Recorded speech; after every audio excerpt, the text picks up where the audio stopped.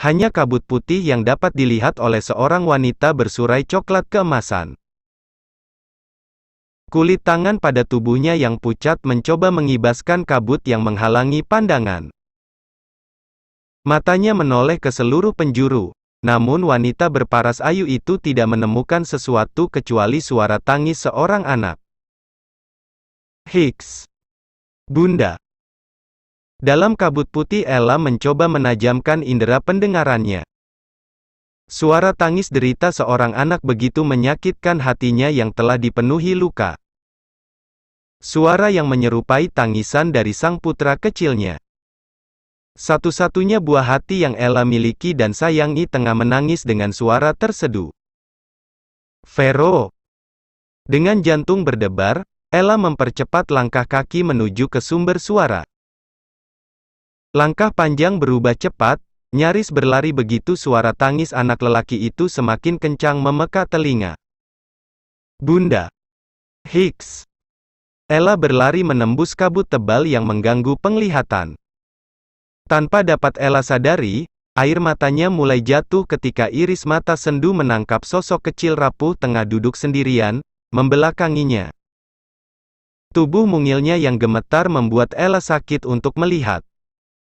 Ella ingin memeluk dan menghapus kesedihannya. Vero. Ella mempercepat laju lari agar dapat menggapai tubuh kecilnya yang lemah. Namun semakin cepat Ella berlari, semakin jauh pula jarak yang dapat Ella gapai. Isak tangisnya tak lagi terbendung begitu sosok rapuh itu bergerak menjauhinya. Vero. Tunggu Bunda. Ella menangis dengan genangan air mata yang mulai mengaburkan seluruh pandangan. Tubuhnya yang tak seimbang akhirnya terhempas dengan keras tanpa dapat ia hindari. Vero. Rasa sakit pada tubuhnya tak sebanding dengan guncangan hebat yang melanda hati Ella ketika surga kecilnya telah menghilang dari pandangan matanya. Kabut tebal di hadapannya menebal dan membawa Ella ke sebuah pusaran angin kencang dan gelap. Vero. Ella terbangun dengan satu tangan terangkat ke udara, seolah ingin menggapai sesuatu. Wajahnya yang cantik dipenuhi oleh air mata dan keringat. Hanya mimpi? Ella mengusap matanya yang berair. Aroma lavender dan mint segar menguar menyelimuti hidung dan berhasil membuat Ella kembali dalam kesadaran penuh. Ella mengerjapkan matanya di antara silau matahari pagi yang mengenai retina. Saat ia mencoba bangun, tiba-tiba rasa sakit di area intim datang menyerang. "Ah, oh!" Ella bangun dan terkejut dengan kondisi tubuhnya. Telanjang. Ketakutan yang teramat sangat mulai melanda tubuhnya. Ella melihat ke seluruh penjuru ruang dan terkejut ketika mendapati dirinya berada di dalam sebuah kamar dengan segala perabot mewah dan elegan. Ah! Pusing di kepalanya tiba-tiba melanda. Ella memijat pelipisnya yang terasa ditusuk oleh benda tajam yang tak kasat mata.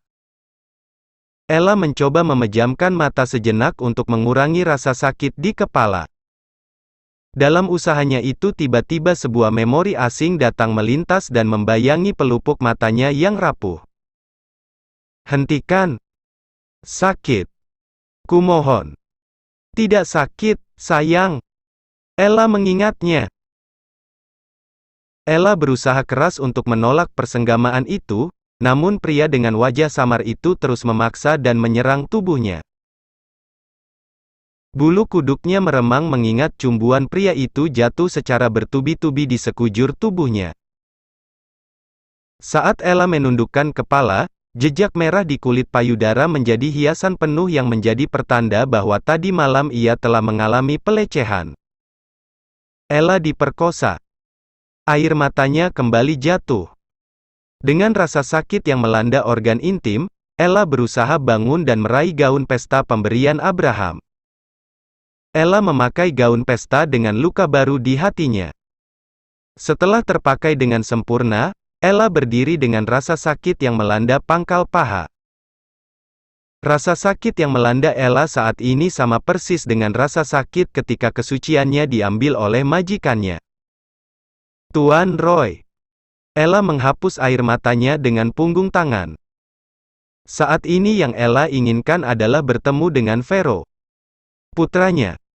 Ella melanjutkan langkahnya yang sempat tertunda. Ketika ia berniat meraih gagang pintu, tiba-tiba seseorang sudah terlebih dulu membuka. "Kamu sudah bangun?" Seorang pria bertubuh tinggi, berdiri menghalangi pintu. Pakaian santai menyelimuti tubuhnya yang atletis. Rambut pendeknya tampak berantakan, namun memberikan kesan liar di wajahnya yang tampan. Ella mematung dengan ketakutan yang kembali menyerang benteng pertahanannya. Ella mempererat cengkeraman pada ujung gaunnya agar getaran pada tubuhnya terhenti. "Kamu menangis, sayang?" Ella terkesiap karena sentuhan itu kembali datang. Satu tangan Roy jatuh di pinggang Ella, sementara tangan lainnya fokus membelai pipinya. Ella mulai dilanda rasa panik begitu tubuhnya dipeluk mesra oleh mantan majikannya itu. "Aku merindukanmu," bisiknya posesif. "Hicks." Tangis tergugu seorang anak yang saat ini tengah duduk di ruang tamu membuat pria dengan setelan semi-resminya tak henti-hentinya memijat pelipis. "Buat Vero diam, Nila," desis Abraham kepada Nila.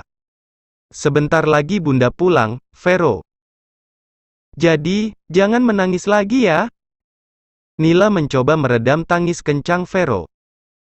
Seluruh wajah anak itu memerah karena terlalu lama menangis dan Nila mulai merasa iba karenanya. "Diam, Vero." Amarah telah menghilangkan kesabaran Abraham.